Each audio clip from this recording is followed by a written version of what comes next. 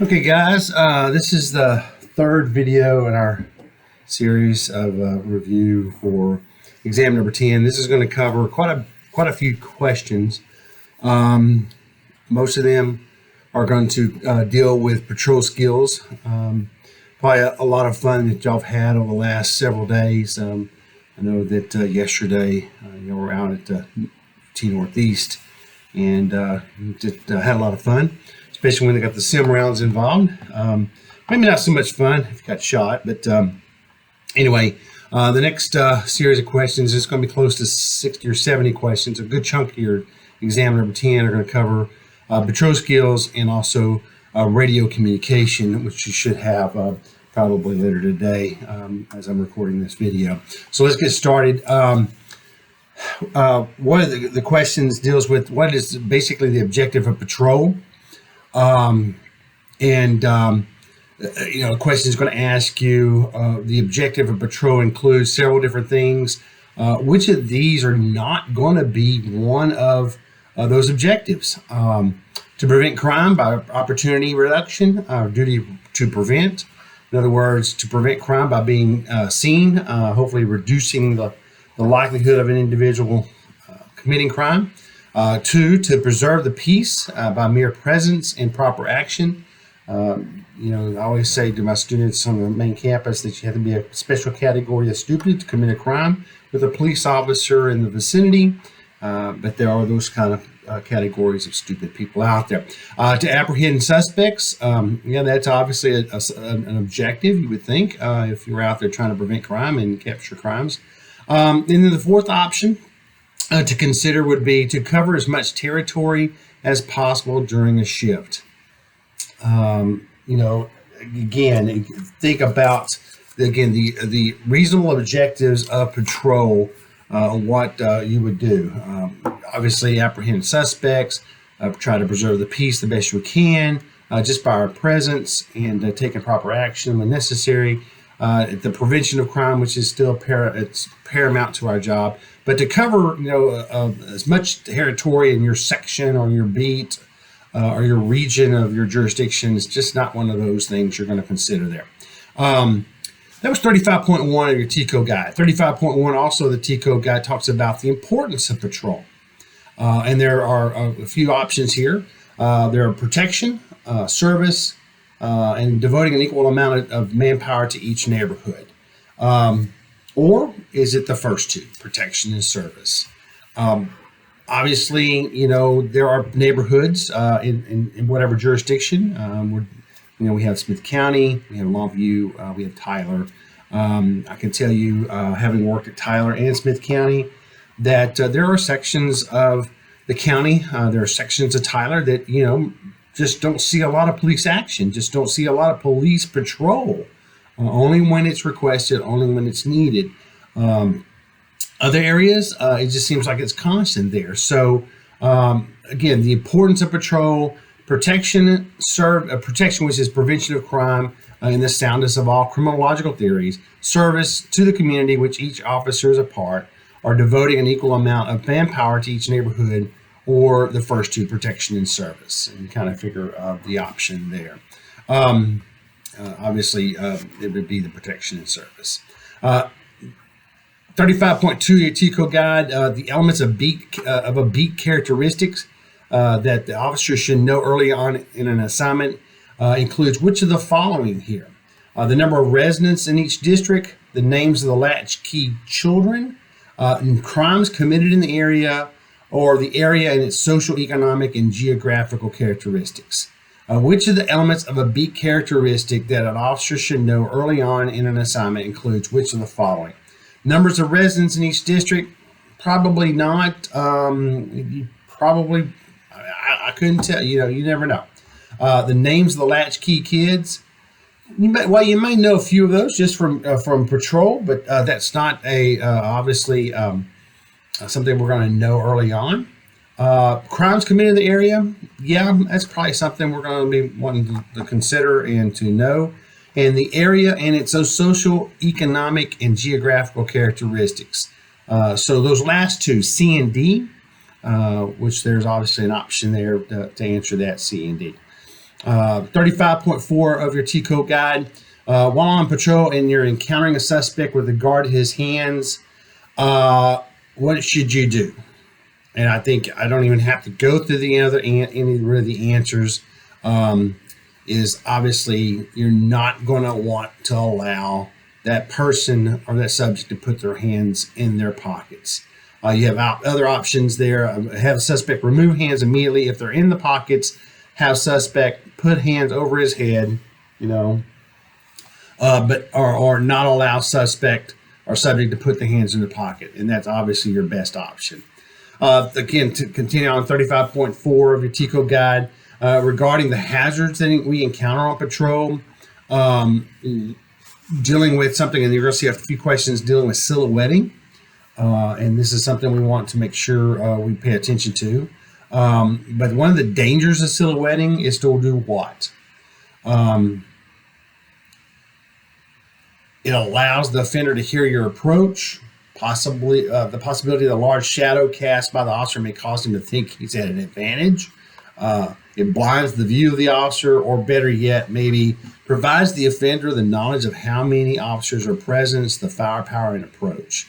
So, regards with the hazards, again, when we're talking about silhouetting, consider the fact that if the dangers of silhouetting provides the offender with some certain bits of knowledge, such as how many officers you may have. And watching some of y'all approach yesterday during your simulations, some of y'all took some really good approaches. The approach of a secondary officer on patrol on a traffic stop coming up on the passenger side, very quietly, is something that obviously gives you an advantage there. And so we want to make sure we don't silhouette ourselves, so to speak. 35.6 of the T code guide. There's a variety of types of patrol. There are mounted patrol, automobile patrol, bicycle patrol, and motorcycle patrol. When we're talking about the ability to have quick responses, the flexibility to cover a large area, usually used or can be used for escorts, and also and primarily used in this function as far as effective in traffic enforcement. Which of those types of patrol is an advantage? Mounted patrol, great to have horses, but not really sound, especially with obviously escorts like funerals or even traffic enforcement. Automobiles absolutely can be used for traffic enforcement and escorts, but quick responses and the flexibility to cover a large area and may not be the best answer there. Bicycle patrol, again, the stealth option there is always the best about the bicycle patrol, and I know that Tyler PD has a great bicycle patrol. I think Longview has some too. Sheriff's Office, I would think not, except maybe at the East Texas Fair or something. But this is obviously one of the advantages of motorcycle patrol. 35.23 of your T code guide. When you are getting a call to a homicide in progress. Now, I'm not sure how you're going to get a call to a homicide in progress, maybe a shooting in progress or a stabbing in progress that may turn into a homicide. But when we're talking about responding to one of these very dangerous type of scenes, you as the responding officer can expect to have several types of characteristics. Which of these would not be one of those characteristics? Shaking the sweaty hands. Yeah, you get that call that officer needs assistance, shots fired, disturbance, something like that. Yeah, you're probably going to have shaky, sweaty hands. Dry mouth, very possible, absolutely. Is there going to be a fear in there? Yep, yeah. There's going to be fear. There's going to be a factor of fear there. That's where we're going to overcome that with our courage. But are we going to suffer from excited delirium? Probably not. So again, when we're talking about responding to some type of homicide or a major type of crime in progress, you, the responding officer, can normally expect to have several of those characteristics. Which one of those would not be one of those? And obviously the excited delirium is not going to be one of them. Hopefully not. Going back to talking about some types of patrol. Again, foot patrol, selective enforcement, directed enforcement, and bicycle patrol. Which one of those would go with this question here? The flexibility where the use of motorized vehicles is impractical. High visibility and intense patrol are advantages of what? Selective enforcement, directed enforcement. Understanding the fact that selective enforcement is what we oftentimes use in, say, special traffic enforcement exercises, where we're going to work traffic, say, at major intersections, like at the around the loop or certain places. Directed patrol is where you're going to be literally directed to patrol and enforce certain laws. I remember being directed to when I was on midnights at the police department, Fridays and Saturday nights. Then Saturday nights, when I got Friday nights off, I worked the square down to Times Square, which was the outskirts of Tyler back in those days, as far as the drag for teenagers. And I was directed to do that. But bicycle patrol gives us flexibility, where motorized vehicles is not going to be very practical. So be aware of bicycle patrol. 35.5 talks about two types of problem area patrol. The several different possible answers to this. Two types of problem area patrol are what? Preventive and apprehension, proactive and reactive, automobile, foot, one officer, two officers. And again, looking at 35.5, preventive and apprehension would be probably the best answer there. Be aware of the definition of cover. Be aware of the definition of concealment. Be aware of the definition of silhouetting. Those are the next three questions. You'll find that in 35.3 and 35.4. Cover, obviously, is defined as any material that can be reasonably and be expected to stop the travel of a bullet fired from a small arms, such as handguns or shotguns, etc. But it also provides an adequate level of protection from danger or injury. So it's cover. Concealment is basically something that hides you but doesn't protect you necessarily. And then, of course, silhouetting is, of course, placing yourself, others, or your patrol unit in a position as to provide the suspect with definite and identifiable target. Basically, here I am, you're out there. Be familiar with the definition of an active shooter. This is 35.23. So be aware of that definition. You probably went through at some point, hopefully, I think, in the classroom and obviously out there in the exercises on Thursday and on Monday and yesterday, Tuesday. We probably talked about the 7-step violator contact method, which is still tried and true, believe it or not. Which part of the 7-step violator contact method affords the violator an opportunity to explain or justify the violation? This is 35.15 of TCO guide. Which part of that 7-step violator contact method affords the person you stopped the opportunity to explain, hey, this is why I was doing this?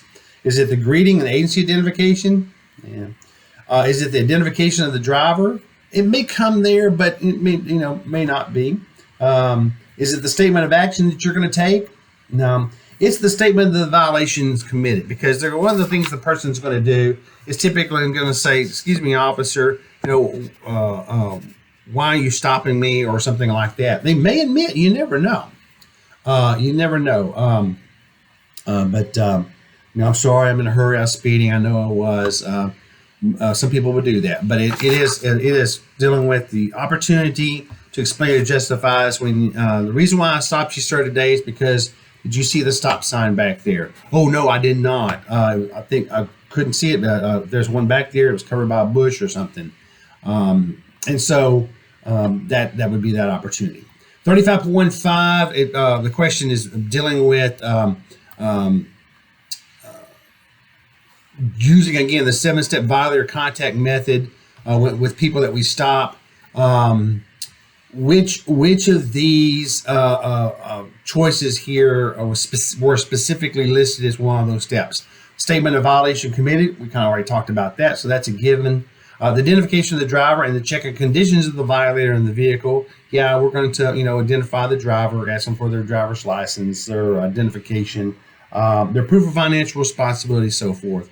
The statement of action taken, we kind of talked about that in another question. So obviously we know that all of the above is going to be answers there. There's several more questions following this one, dealing with the 7-step violator contact method. And they refer to them in steps 1, 2, 3, 4, 5, those 7 steps. It's at one question to ask, in which step of the 7-step violator is the tone set for the contact? And I think you would probably easily remember that it's the first step, that first step. That walking up to the violator and, of course, identifying yourself and your agency. Another question is, in what step is the violator given the opportunity to justify his actions? We've actually already talked about that. That, of course, is the statement of violation committed, which is actually step 2. So be familiar with that. Another question deals with at what step is the violator required to identify themselves by displaying their driver's license and any other identification. Of course, that is step number 3. And then, of course, which step does the officer state what action is about to be taken? And that, of course, is step 4. So be familiar with those steps, and then something you want to memorize there. Another question, that's all 35.15, of course, the T code guide. 35.7 ask questions dealing with, is asking which of the following is a true statement regarding operation of a one-man patrol unit. There's pros and cons of both. I'm sure those were kind of explained to you. Or discussed at least. There's pros and cons for 1-man and 2-man. There's there's a variety of reasons why you would want to have 2-man. Obviously, with manpower shortage, covering more territory, we're going to see a lot of 1-man units. But with the type of calls we respond to, 2-man is almost going to be automatic anyway. So why not partner some folks up? Again, lots of pros and cons there. But one of the questions it deals with. Which one of these questions here is a true statement regarding the operation of a 1-man or 1-officer patrol unit? They're more expensive. They're more expensive than a 2-person unit. Well, you got one less vehicle, so less gas, especially in today's gas prices that surprisingly are coming down, and we're still paying double that what we were less than 2 years ago. Is it more mobility? 1-man vehicle, one officer, one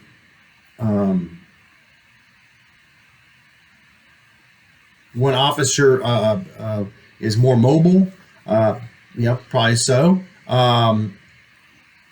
The probably the best answer of this is going to be this next option here. More attention is devoted to patrol functions and duties. That's one of the pros of 1-man versus the con of the 2-man is that when you're 1-man, you don't have somebody you're in constant conversation with, and you have that distraction of back and forth. Now, again, there's a lot of pros and cons there, but for that question, it's 35.7 says which of the following is a true statement regarding operation of 1-officer patrol units. Again, there's more attention devoted to patrol functions and duties, because you're not distracted with all kinds of issues, conversations, and whatnot.